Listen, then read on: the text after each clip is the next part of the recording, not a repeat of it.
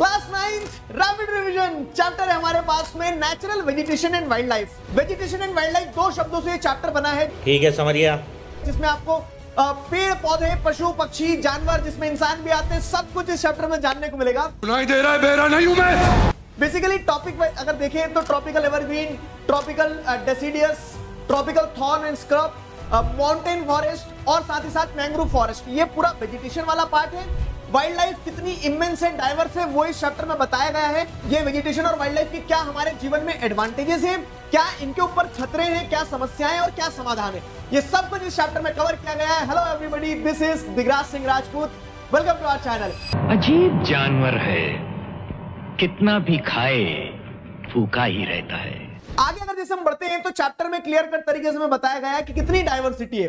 World का total 6% vegetation हमारे यहाँ है, 90,000 से ज्यादा एनिमल की स्पीशीज है। अब ये इतना पेड़ पौधा पशु पक्षी लेके हम क्या करेंगे?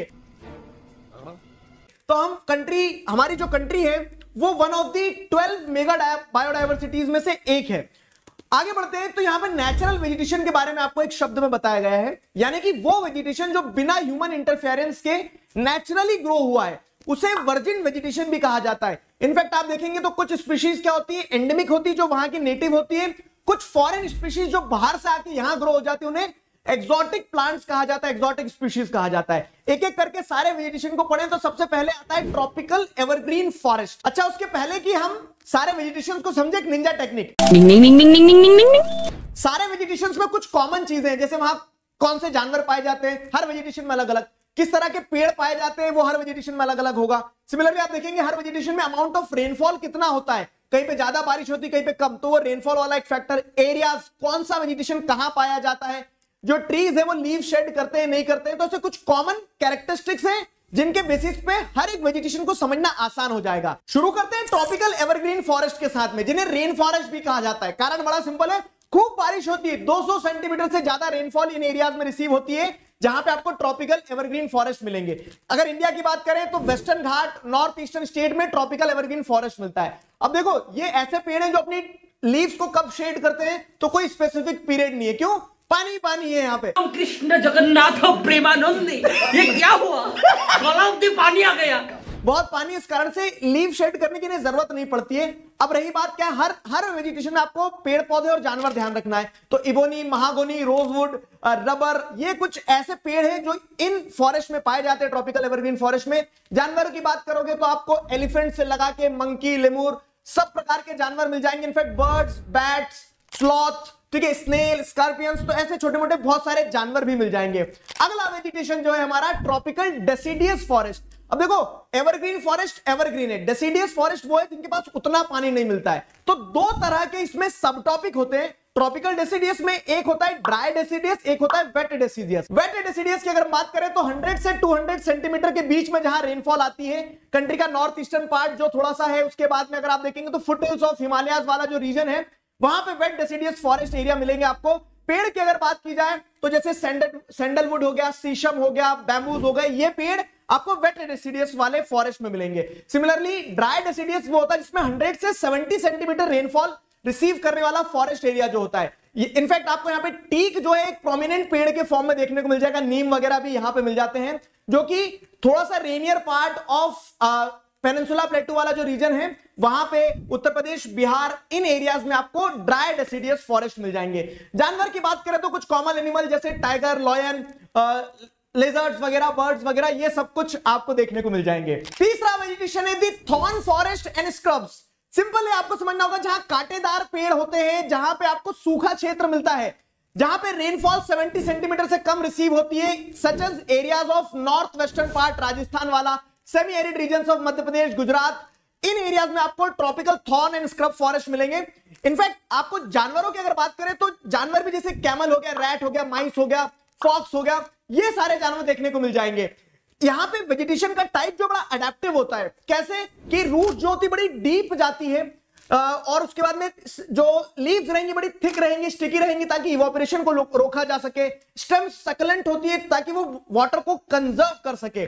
तो पेड़ जैसे पाम ट्री हो गया, कैक्टस हो गया, जहां की लीव्स क्या होती है, छोटी भी होती है और वैक्सी होती है ताकि इवोपरेशन को रोक सके। तो ये था आपका ट्रॉपिकल थॉर्न एंड स्क्रब्स। चौथा वेजिटेशन होता है माउंटेन वेजिटेशन। सिंपल सी चीज है कि पहाड़ पे जो वेजिटेशन पाया जाता है, इंटरेस्टिंग फैक्ट क्या है पता है?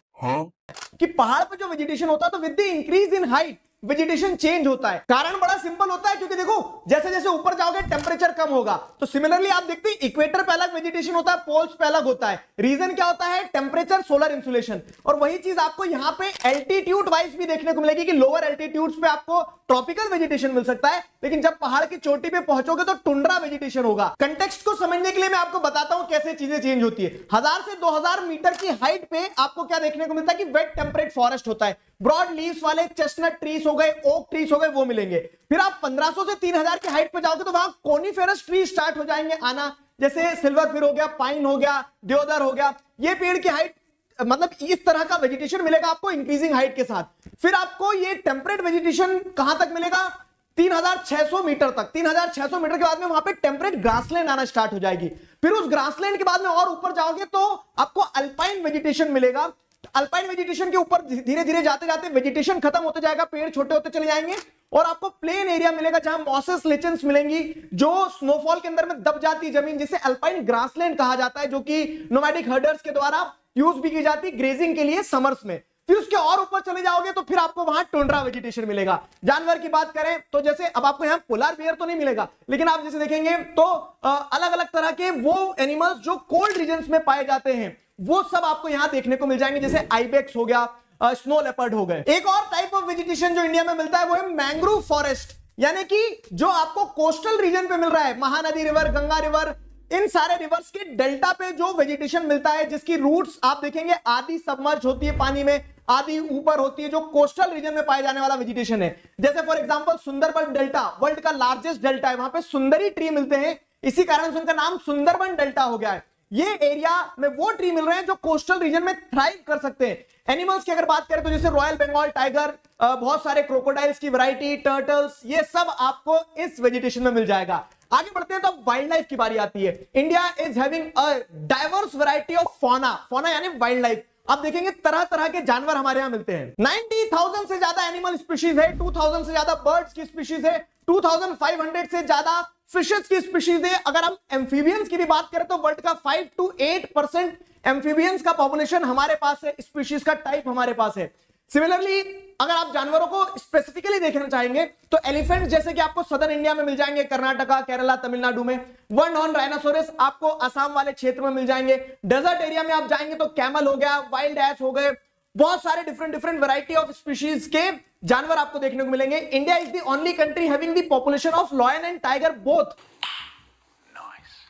जी हां, तो टाइगर की अगर बात करें तो आपको रॉयल बंगाल टाइगर हो गया। लॉयंस की बात करें तो आपको गिर नेशनल पार्क में गुजरात में लॉयंस मिल जाएंगे। इनफैक्ट हमारे यहां लेपर्ड भी एक कैट फैमिली का मेंबर है, और इनफैक्ट अब तो चीता भी हम ले आए हैं।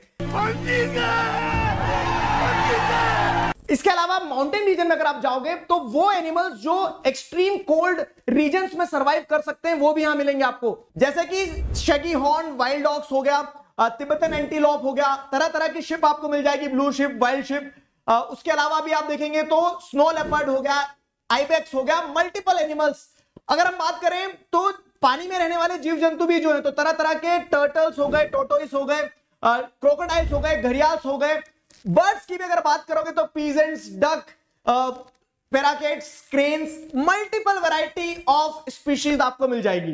इतना सारा फ्लोरा एंड फौना हमारे लिए कितना इंपॉर्टेंट होता है, तो हमारे बहुत सारे एक्टिविटीज इनके इर्द गिर्द होते हैं। हमें खाना मिलता है, उसी के साथ साथ हमें बहुत सारा मेडिसिनल प्लांट्स भी आपको फ्लोरा से मिल रहा है। फौना की अगर बात करें तो जानवर हमें तरह तरह से मदद करते हैं, मिल्च एनिमल्स होते हैं, हमें ड्रॉट पावर देते हैं, मीट देते हैं, प्रोटीन देते हैं, तो मल्टीपल यूजेस हैं इसके ऊपर। लेकिन अगर आगे बढ़ेंगे ना तो समस्या यह है कि इतना यूजफुल होने के बावजूद भी इनकी जान को खतरा है, इनके सर्वाइवल पे दिक्कत है, बहुत सारी स्पीशीज एक्सटिंक्ट हो चुकी है। कारण greedy hunters, pollution, habitat destruction, पेड़ों को काट देना। अब समस्या है, लेकिन समाधान क्या है? तो गवर्नमेंट ने कुछ स्टेप्स लिए हैं, जैसे 18 बायोस्फीयर रिजर्व एस्टैब्लिश किए गए हैं, जिसमें से 12 तो world network of biosphere reserve में आते हैं। उसके अलावा फाइनेंशियल असिस्टेंस दिया जाता है बोटानिकल गार्डन्स को, जब से गवर्नमेंट ने 1992 के बाद इनको एस्टैब्लिश किया है। बहुत सारे प्रोजेक्ट्स चलाए गए हैं, जैसे project tiger, project rhino, project great Indian bustard, ताकि स्पेसिफिक स्पीशीज को बचाया जा सके। उसके अलावा आप देखेंगे तो 103 national parks, 563 wild life sanctuaries और बहुत सारे जूलॉजिकल गार्डन्स एस्टैब्लिश किए गए। इन सारी चीजों के अलावा माइग्रेटरी बर्ड्स के बारे में भी चैप्टर में बताया गया है, जो माइग्रेट होकर आते हैं दूसरे देश से, वर्ल्ड के अलग अलग पार्ट से, क्योंकि यहां उन्हें कंड्यूसिव हैबिटेट मिल जाता है। और मेडिसिनल प्लांट्स के बारे में बताया गया है जिनके मेडिसिनल यूजेस हैं। This was the whole chapter. I hope you guys enjoyed it. इस चैप्टर का फुल चैप्टर एक्सप्लेनेशन आपको इसी चैनल पे मिल जाएगा। अभी के लिए साइन ऑफ करता हूं। Thank you.